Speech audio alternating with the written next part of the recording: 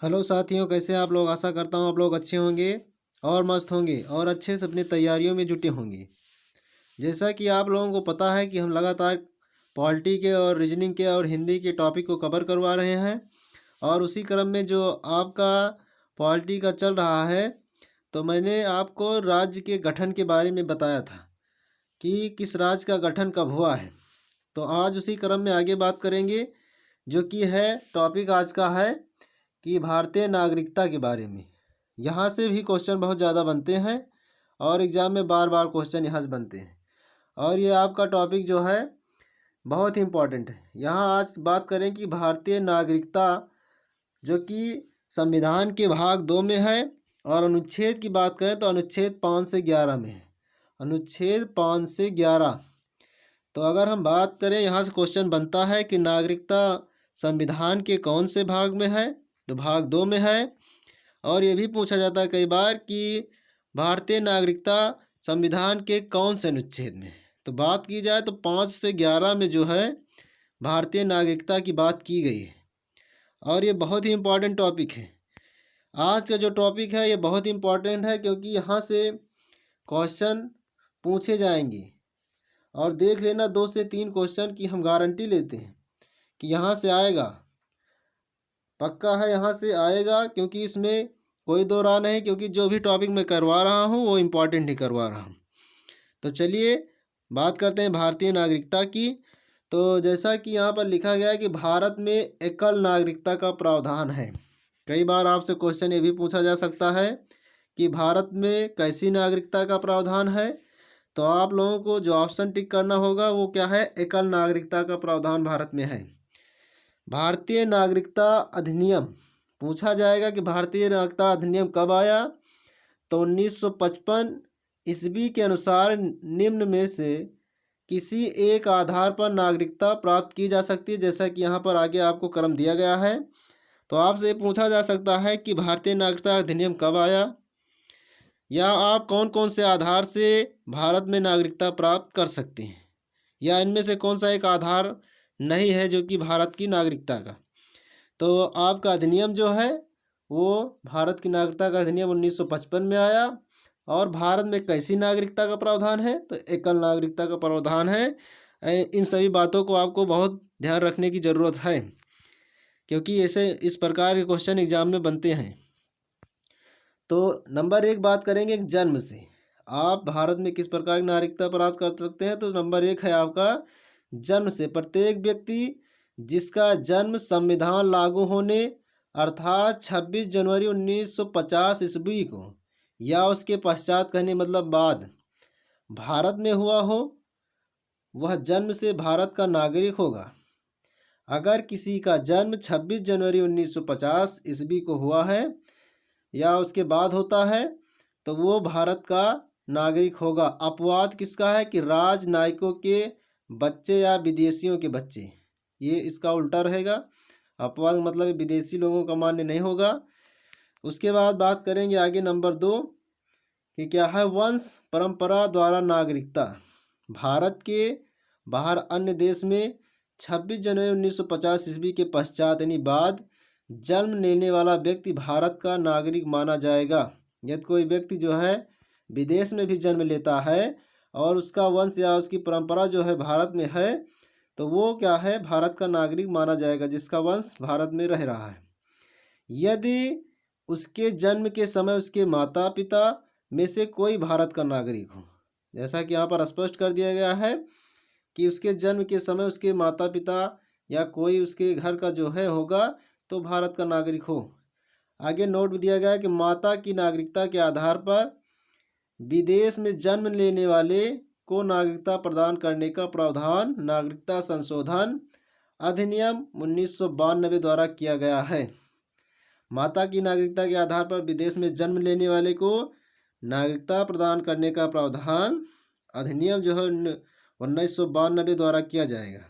तो आपसे ये भी पूछा जा सकता है कि माता के जन्म में कौन से संशोधन के तहत भारत की नागरिकता प्राप्त की जा सकती है। तो 1992 द्वारा संशोधन जो किया गया है उससे नागरिकता प्रदान की जा सकती है। अगला बात करेंगे कि वैश्वीकरण के द्वारा नागरिकता। भारत देश देशीयकरण का प्रमाण पत्र प्राप्त करने की नागरिकता प्राप्त की जा सकती है।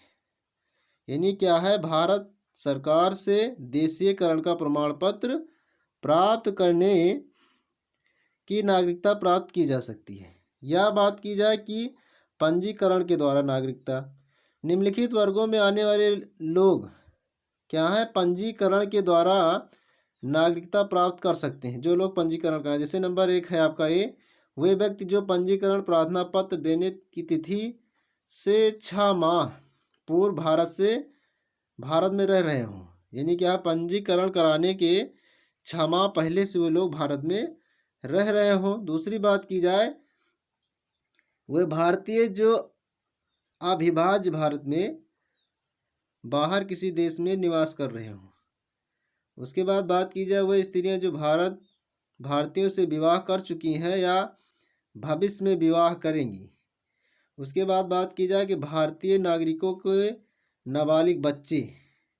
फिर बात की जाए कि राष्ट्रीय मंडलीय देशों के नागरिक जो भारत में रहते हो या भारत सरकार की नौकरी कर रहे हो, आवेदन पत्र देकर भारत की नागरिकता प्राप्त कर सकते हैं। उसके बाद बात की जाए कि भूमि विस्तार के द्वारा भी नागरिकता प्राप्त की जा सकती है।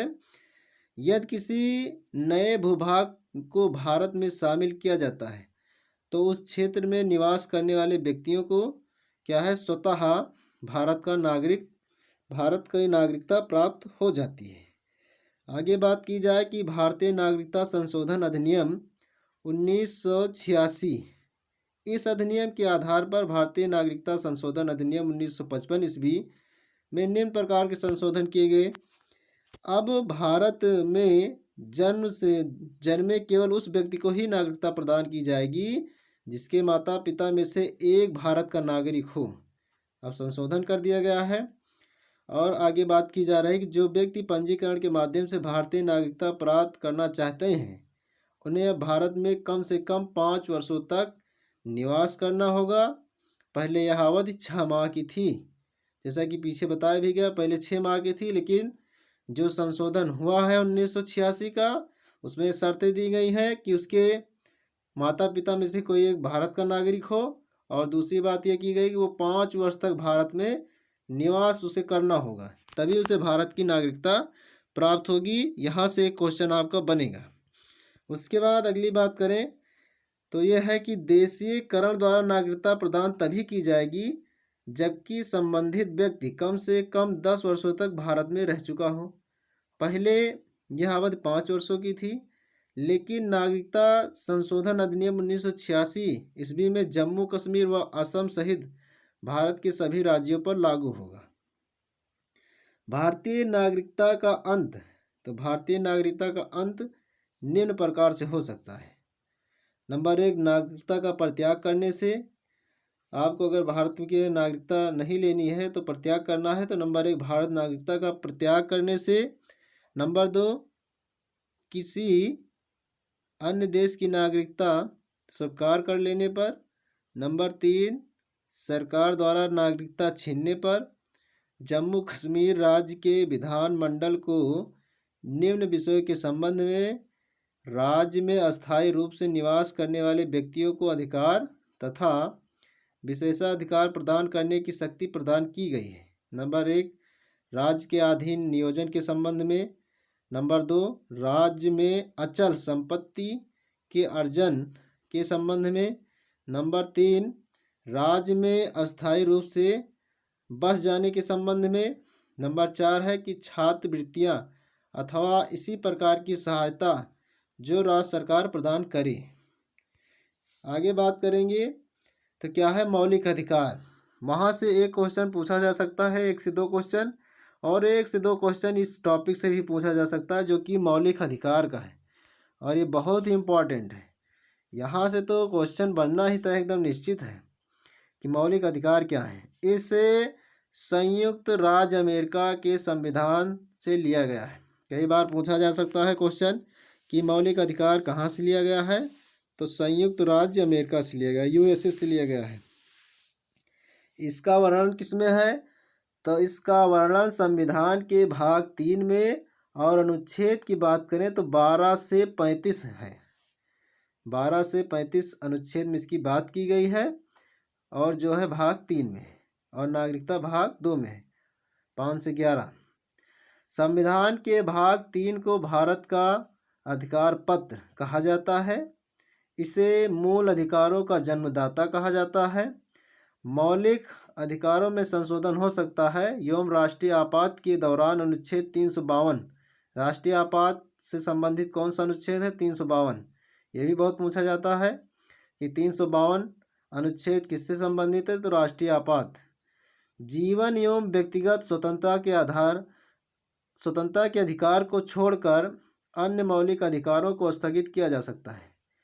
और मूल संविधान में 7 मौलिक अधिकार थे। कई बार क्वेश्चन पूछा जाता है कि मूल संविधान में कितने मौलिक अधिकार थे? तो मूल संविधान में 7 मौलिक अधिकार थे, लेकिन 44वें संविधान संशोधन 1978 ईस्वी के द्वारा संपत्ति का अधिग्रहण और अनुच्छेद 31 एवं 19 को मौलिक अधिकारों की सूची से हटाकर इसे संविधान के अनुच्छेद 300A के अंतर्गत कानूनी अधिकार के रूप में रखा गया है। नोट कहा जाए तो 1931 में कराची अधिवेशन अध्यक्ष सरदार वल्लभ भाई पटेल में कांग्रेस ने घोषणा पत्र में मूल अधिकारों की मांग की और मूल अधिकारों का प्रारूप जवाहरलाल नेहरू ने बनाया था। अब कई बार ये क्वेश्चन पूछा जाएगा कि समता या समानता का अधिकार कौन से अनुच्छेद में है? तो आप बात करेंगे 14 से 18 में जो है आप समता या समानता का अधिकार है आपको, यानी समान जीने का अधिकार सबको है। आगे बात की जाए कि स्वतंत्रता का अधिकार कौन से अनुच्छेद में है? तो 19 से 22। इस चीज़ को आप लोग पूरा अच्छे से याद कर लेना, यहाँ से क्वेश्चन बनेगा, 100% बनेगा। 19 से 22। बात की जाए कि शोषण के विरुद्ध अधिकार 23-24 में है। धार्मिक स्वतंत्रता का अधिकार अनुच्छेद 25 से 28 में है। संस्कृति और शिक्षा संबंधी अधिकार अनुच्छेद 29 से 30 है। संवैधानिक उपचारों का अधिकार अनुच्छेद 32 में है। यहाँ से क्वेश्चन है, 1 नंबर पक्का है, 100% इसमें से आएगा कि समता या समानता का अधिकार कौन से अनुच्छेद में है। तो आपको जो मिलेगा 14 से 18 उसी पर आपको टिक कर देना है। अगर शोषण के विरुद्ध अधिकार पूछा जाए तो 23-24 अनुच्छेद में। धार्मिक स्वतंत्रता का अधिकार पूछा जाए 25 से 28 से। संस्कृत और शिक्षा संबंधी अधिकार पूछा जाए तो 29 और से 30 में है। आगे इसी क्रम में बात करेंगे, जैसे कि नंबर 1 समता या समानता का अधिकार कौन कौन सा है? तो अनुच्छेद 14 विधि के समझ समता, यानी इसका अर्थ यह है कि राज्य सभी व्यक्तियों के लिए एक समान कानून बनाएगा तथा उन पर लागू करेगा। उसी क्रम में 15 अनुच्छेद क्या? धर्म, नस्ल, जाति। ये पूछा जाता है कि धर्म, नस्ल, जाति, लिंग या जन्म के आधार पर भेदभाव का निषेध कौन से अनुच्छेद में है? तो 15 में है। और राज्य के द्वारा धर्म, मूल वंश, जाति, लिंग एवं जन्मस्थान आदि के आधार पर नागरिकों के प्रति जीवन के किसी भी क्षेत्र में भेदभाव नहीं किया जाएगा। ये कई बार क्वेश्चन पूछा जा चुका है। उसके बाद पूछा जाता है कि अनुच्छेद 16 की लोक नियोजन के विषय में अवसर की समता क्या है? तो राज्य के अधीन किसी पद पर नियोजन या नियुक्ति से संबंधित विषयों में सभी नागरिकों के लिए अवसर की समानता होगी। अपवाद अनुसूचित जात, अनुसूचित जनजाति एवं पिछड़ा वर्ग।